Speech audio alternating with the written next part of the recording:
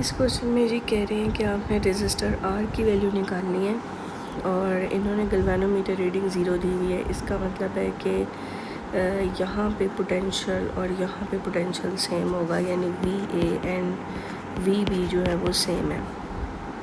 अब ये वाला जो टर्मिनल है, ये आपको पता ही है, ये 4 वोल्ट्स पे है और ये वाला जो है वो 0 वोल्ट पे। इसका मतलब है कि यहाँ पे आपका 4 वोल्ट अवेलेबल है और इसी तरह ये वाला टर्मिनल जो है 9 वोल्ट के साथ कनेक्टेड है, तो इसका मतलब है इधर 9 वोल्ट अवेलेबल है और इस साइड पे 0 वोल्ट, तो ये 0 वोल्ट पे आ गया, ठीक है, और ये भी 0 वोल्ट पे आ गया।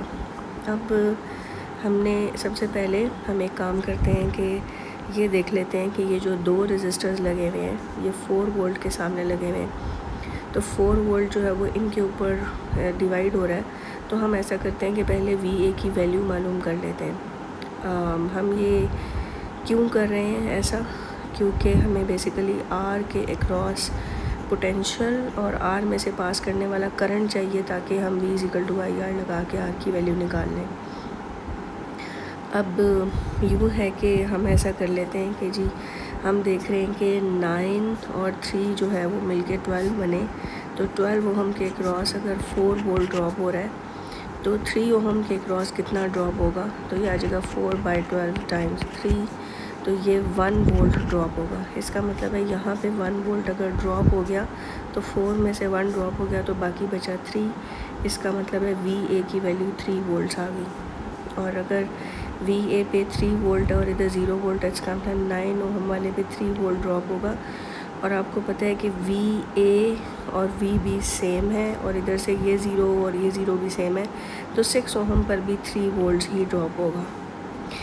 अब आप क्या करेंगे कि आप देख रहे हैं कि 6 और आर जो है वो आपस में, ये दोनों सीरीज़ में लगे हुए हैं, तो इन दोनों में सेम करंट फ्लो करेगा। तो अगर मैं इन दोनों को लेकर V equal to I R लगा कर करंट निकाल लूँ, यानी कि 3 इक्वल टू आई इंटू 6, तो करंट आपका 0.5 एम्पियर बन जाएगा। तो वो 0.5 एम्पियर 6 ओम में से भी पास करेगा और इधर से भी पास करेगा। तो इसका मतलब है कि V is equal to I R में एक तो मुझे आपको एक तो आर मालूम करना है, तो करंट भी पता चल गया, अब सिर्फ पोटेंशियल मालूम करना रह गया।